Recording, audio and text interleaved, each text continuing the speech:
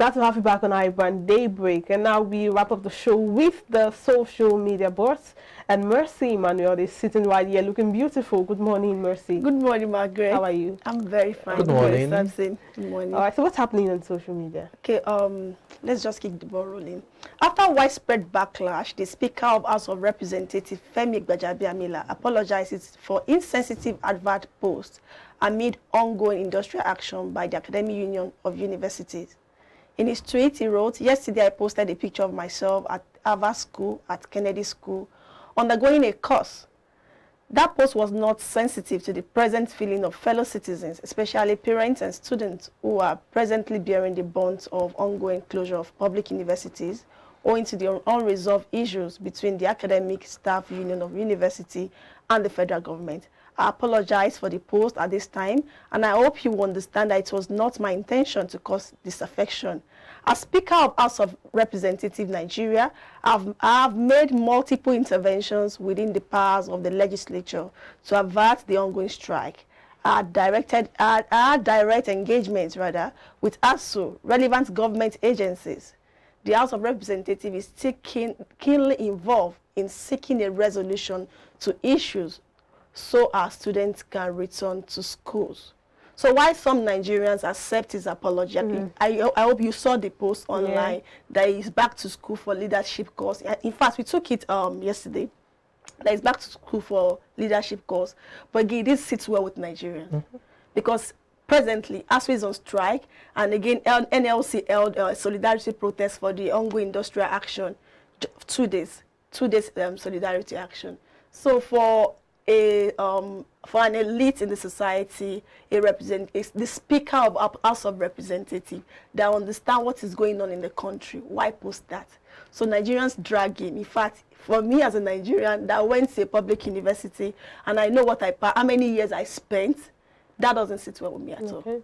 But again, we have to accept his apology. But then I feel, I think that his intention for posting that wasn't anything wrong, but because of it wasn't so sensitive, the timing wasn't right. You know, sometimes over excitement may make some people post certain things. The timing wasn't right. Personally, I don't know. I just somehow I feel Femi Gbajabiamila, I see him as some sort of a honest person as compared to a lot of our leaders. So his intentions may not be that, but timing, and Nigerians, trust me, they don't care whether if you do you don't sit well with them, especially the anger of students and parents, they would always drag you. But the intentions were not. Yes, I think I support your motion in as much as I'm not okay with the post. I think he's just trying to tell Nigerians that age is not a limit to education. Exactly. You can always, because he mentioned something about grey hair, that the grey hair shouldn't limit you. Shouldn't limit you pursuing education. Something, let's hear what you have to say. I think, you know, he didn't intend to offend Nigerians. It's just that the timing of that post was what was wrong. And to be honest, Nigerians didn't have issues with the fact that he sought, you know, further knowledge in terms of his educational pursuits. The problem or the challenge Nigerians had with that post was the timing, now that ASU was on strike and all of that. So it's good to see him apologize, and I think we can easily accept his apology, because we do not get more of that from Nigerian politicians. You hardly get, you know, such apologies. Rather, what you get is, why are you challenging constituted authority and all of that? So it's good to see that he has apologized, and I hope that we move on from there. Again, he doesn't have a direct influence when it comes to addressing, you know, the impasse between federal government and ASU. But as I said yesterday, he can come up with bills, legislation that will bring about, you know, a robust educational sector. I don't know what it is, but I don't know if it's possible that a legislation can be passed that would suit ASU's demands of autonomy for, you know, universities, the same way where the House passed autonomy for local government areas, local governments. The same thing you should know should be done for education. I think that would be a very good way to, you know, impact on this whole, you know, education and our health system. Exactly. So why some Nigerians accept his apology, like we now, we are accepting his apology. We don't have a choice, do we? Some others are calling for his withdrawal from Havard School. But again, let's take some tweets. At Genesis say, Oga sir, please go and publish it in 10 major Nigerian newspapers and forward to TV stations. Thanks. Then at Robert Ola says, coming out to speak is not the right thing. The right thing is for them to be more concerned about Nigerian in their quest of law, making it obvious they only care about themselves. Why can't Europeans come here to study? Because these people have a hand. Then at Benga, ex-Adegoke said, thanks for the tweet. I was one of the few Nigerians who find such pictures of oppressive to our intelligence. Better late than never. You did the right thing, Mr. Speaker. I think he did the right thing. Yes, he did. No one is an island. There's room for, you can make mistake, but again, when you make mistake, realize you make mistake, apologize, then again, go for the right thing. So let's move on. The Senate on Wednesday resolved to invite the governor of the Central Bank of Nigeria, Godwin Emefiele, over the free fall of Naira in recent weeks. Mr. Emefiele was asked to appear before the Senate in plenary and address the lawmaker behind closed doors. The lawmakers, however, did not fix a date for the governor to appear. On Wednesday, the lawmaker also resolved to embark on 2-month recess that will end on September 20th. Then, as at now, the Naira has crashed to, at the parallel market, has crashed to 710. A dollar. Converting a dollar to Naira is 700 there. You know that there was a time in this country that dollar was 140, 150, 180. But before you know it, 350, 500, 710. As I'm seeing it, it might get to 1,000. Very possible, very possible. You know, you have to look at it. I understand if the Senate is inviting him over as the CBN governor, you know, he definitely has to answer some questions, even if, you know, it may not be his direct purview in sense of policies, but he has a team around him. Definitely he calls the shots in that regard. Having said that, the politicians themselves, the Senate, they also have to look inwards. Some of them contested for primaries and what have you. And I mean, dollars were always going around, not Naira. So, you know, you have to look at all of these things. We've said several times in terms of how we import so many things that we're a consuming nation. We do not produce, we do not export. So that would also have a direct effect on how the Naira is weakened to a dollar. Do not forget, again, as I said, it's not even just the Senate.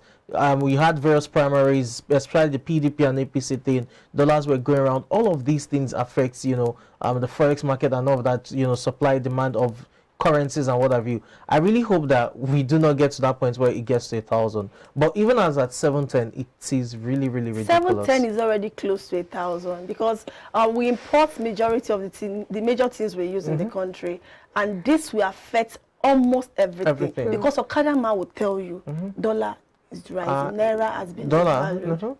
Gary seller will tell you, okay, dollar. This is transportation is high because again we import our fuels again. Margaret, let's see.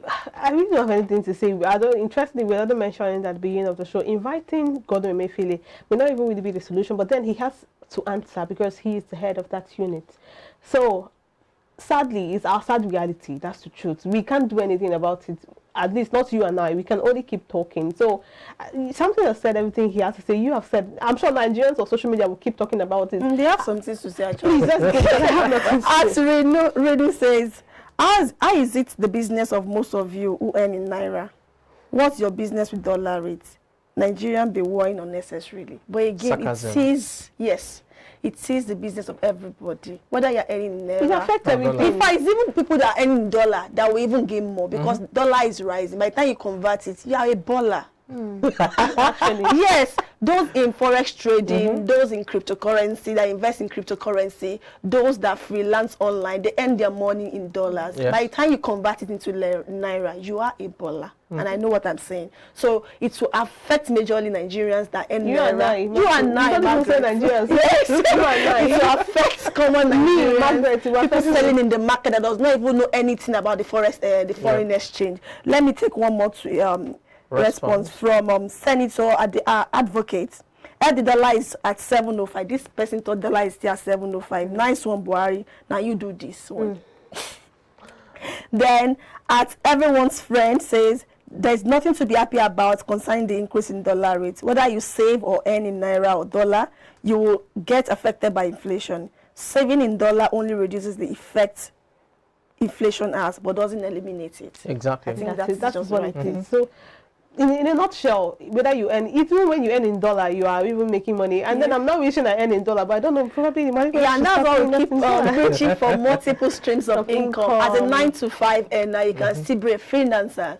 But again, you don't allow it to affect your main job. Actually, Exactly. maybe we should start earning in dollar, because I can't deal. I can't deal. I think we'll speak to the management. No, they can hear us. I know. I know they are good people. So if you can hear us, Mercy and Samson thinks All of us. I think you should We'll pay begin a us negotiation. actually in negotiation, and that's important. Well, I think that's it. Nigeria we hope and we still wish that things get better. It will get better. It will get better, Yes. hopefully. We are religious people. Yeah, Oh, we believe in God, actually. Well, thank you so much. Please do not be dismayed. Do not be discouraged. Everything will be fine. Come on, we are resilient people. We are strong. We know how to chest things. Doesn't matter what it is. We chest it. I have developing thick skin, because trust me, Nigeria will be the Nigeria we all wish and hope for. We'll leave you with a quote, an anonymous quote, and this quote says, "Do one thing every day that scares you." Whatever. Fear is the greatest limitation of a man or anybody. So whatever scares you, make sure you make it a habit to do that good thing that scares you, and for then you overcome your fear and become a better person. Well, Apparently. it's the last working day in the month. So by the time you're seeing us again, we'll be in the month of August. So but without you, there will be no iBrandTV. A big thank you to you for joining us for all through the week, through the month. And to the production crew, thank you so much. All I get for the month, the week, we appreciate you. Have an amazing weekend. I am Margaret Opera. And I'm Mercy Man. You have a fantastic weekend. I'm Samson Lady. Do have a great weekend.